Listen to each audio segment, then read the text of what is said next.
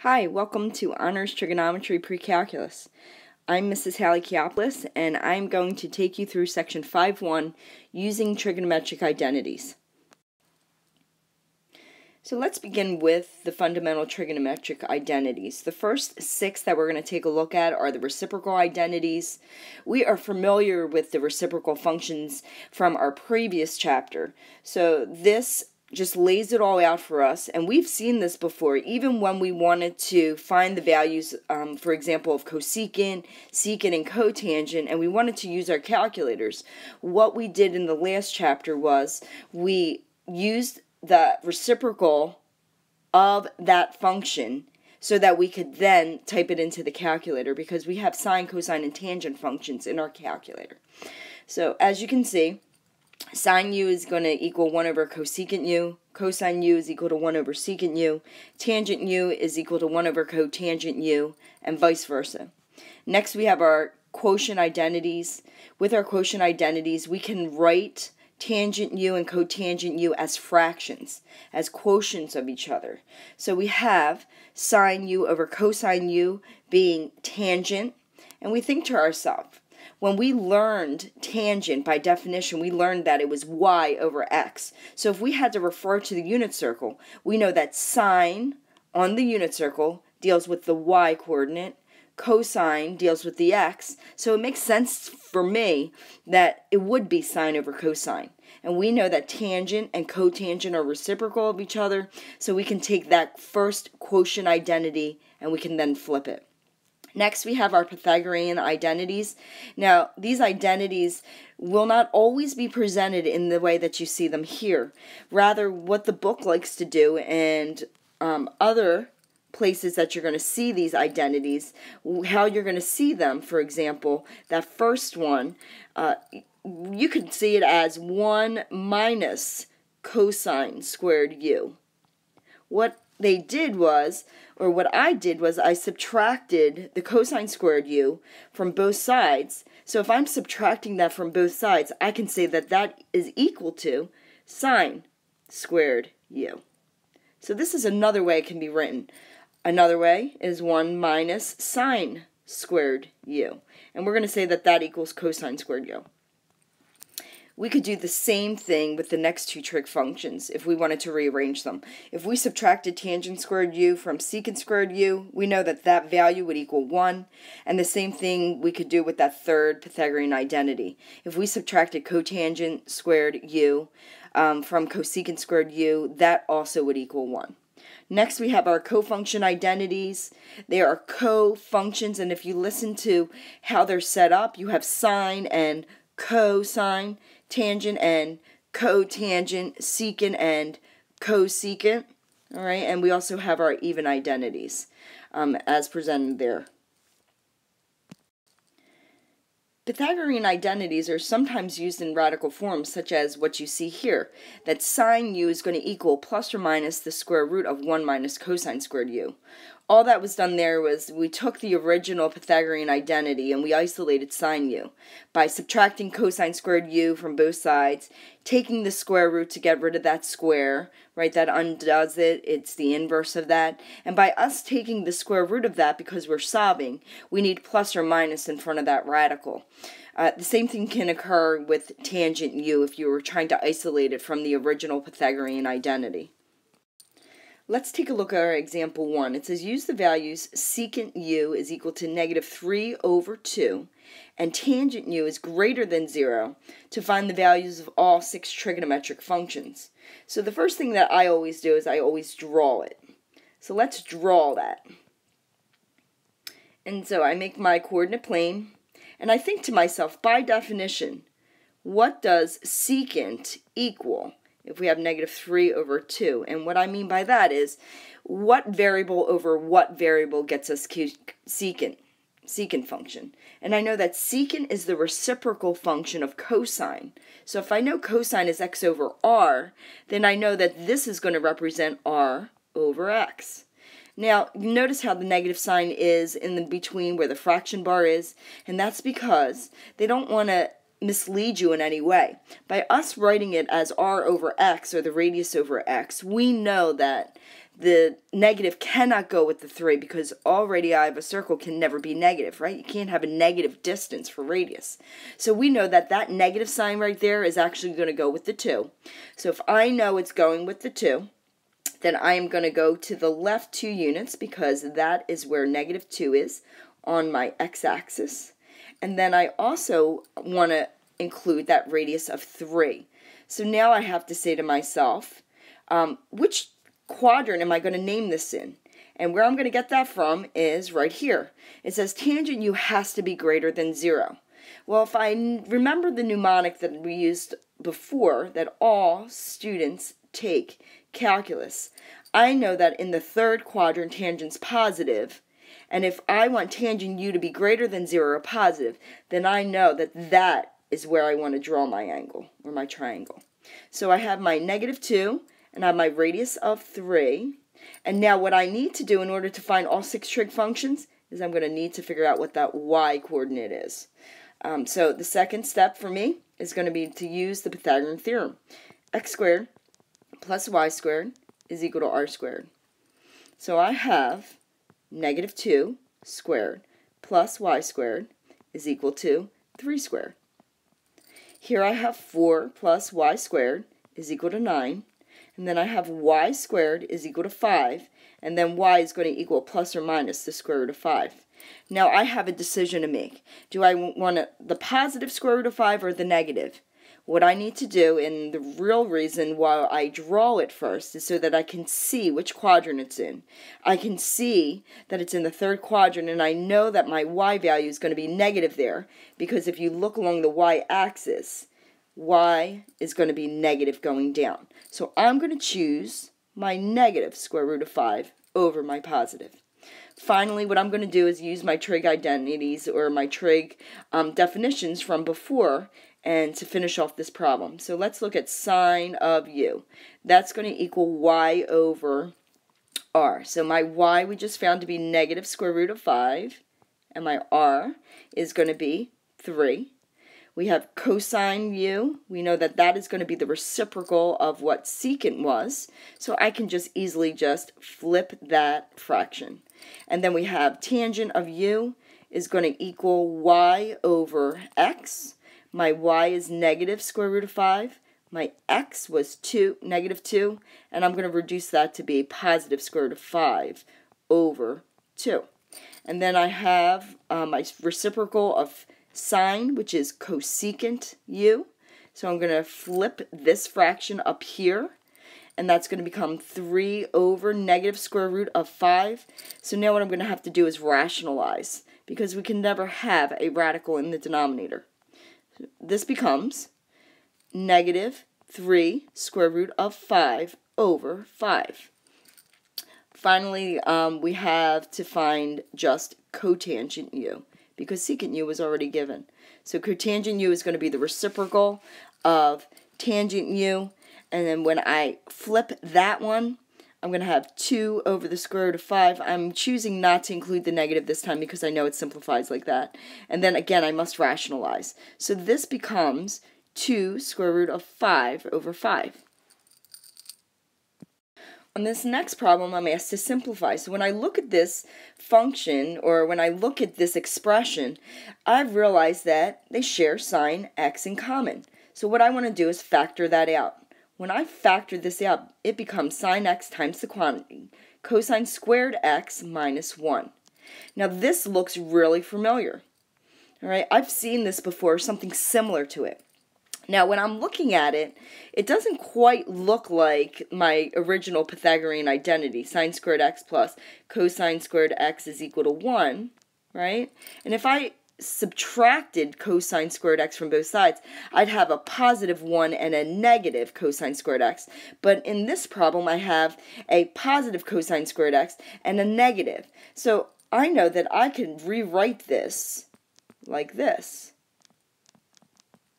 And then all I need to do is multiply this together, and I get negative sine cubed x as my simplified version. When we're verifying a trigonometric identity, we can use our calculator.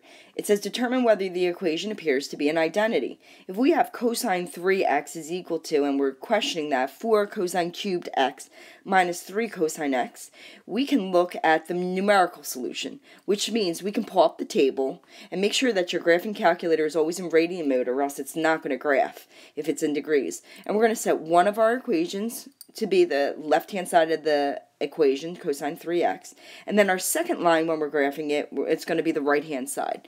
So it says if we pull up our table from that, you can see that these two values for our y's for the first and second equation are identical.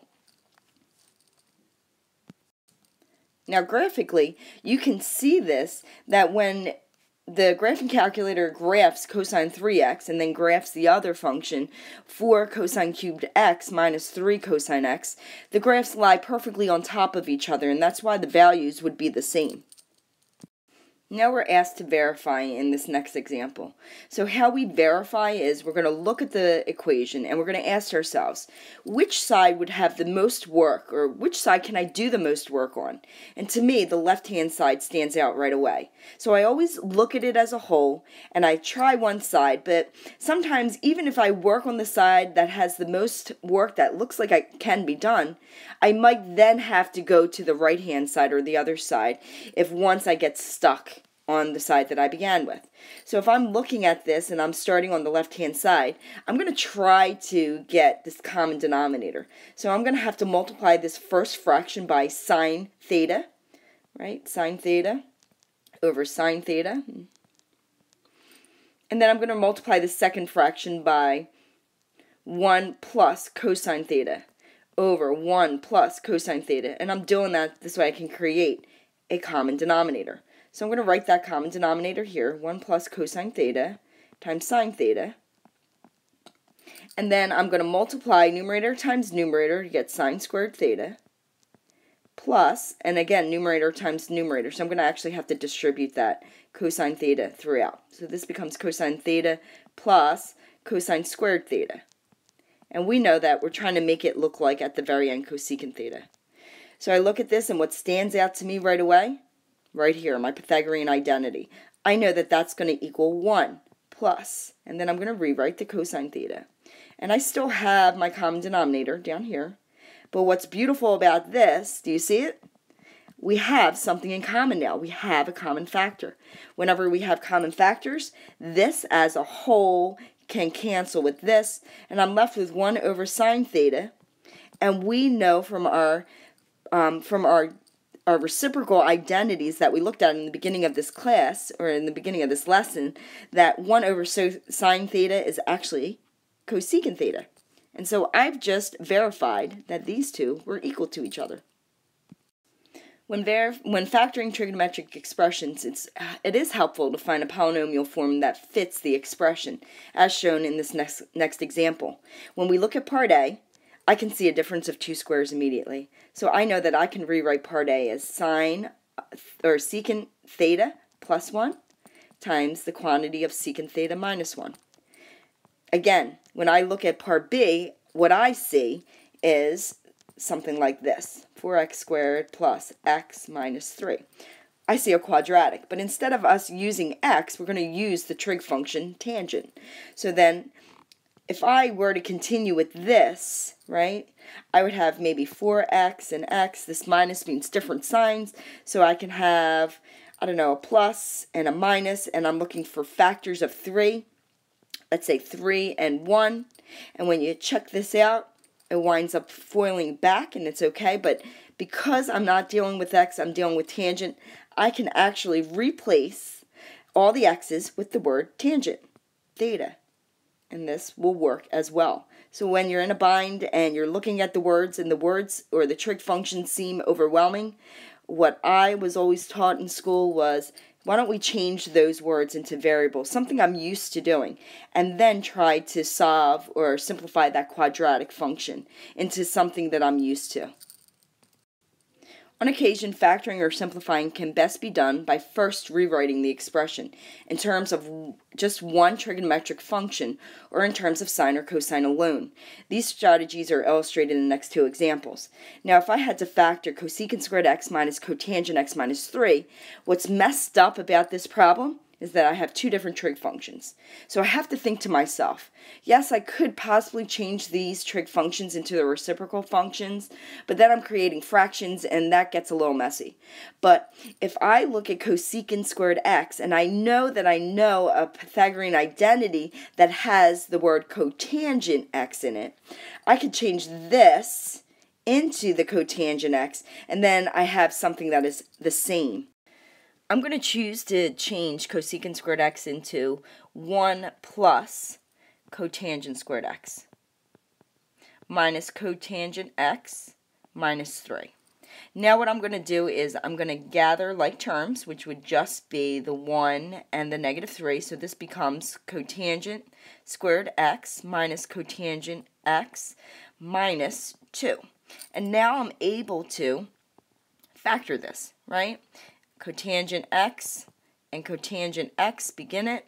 We have a subtraction sign, so we know there's a different signs. And then we're looking for factors of 2, which are 2 and 1. And out of 2 and 1, 2 is the larger number, so 2 must go with the sign that matches in the middle. If you FOIL this out, you're going to get that in return.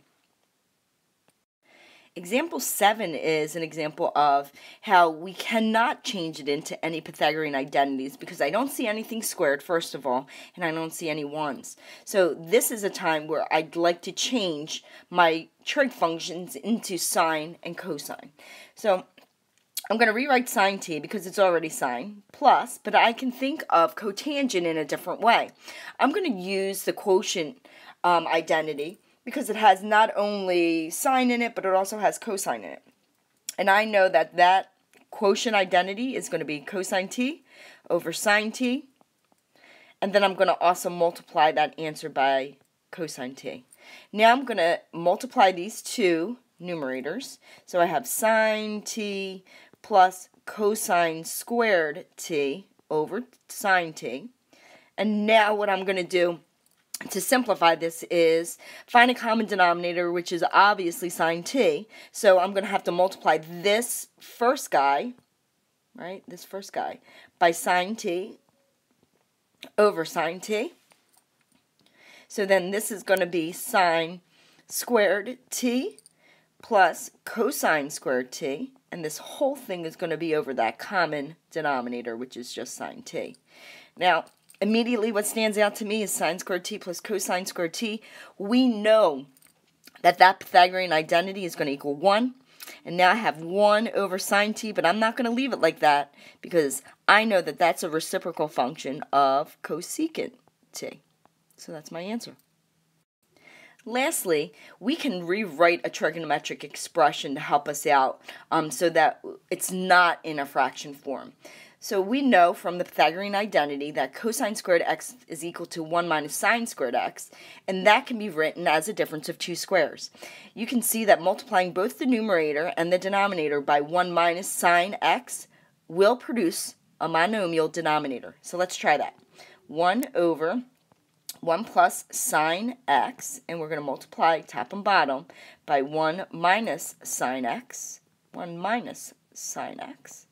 And so I multiply the numerator, and I get 1 minus sine x, and the denominator, when I FOIL it, I get 1 minus sine squared x. And that stands out to me because I know that here, right here, I can rewrite that as, in the denominator, cosine squared x. Now let's separate this. We have 1 over cosine squared x minus sine x over cosine squared x. I know that 1 over cosine squared x is a reciprocal function, so I could write it as secant squared x minus, and if I separate this, sine x over cosine x times 1 over cosine x, it's just another way of writing it.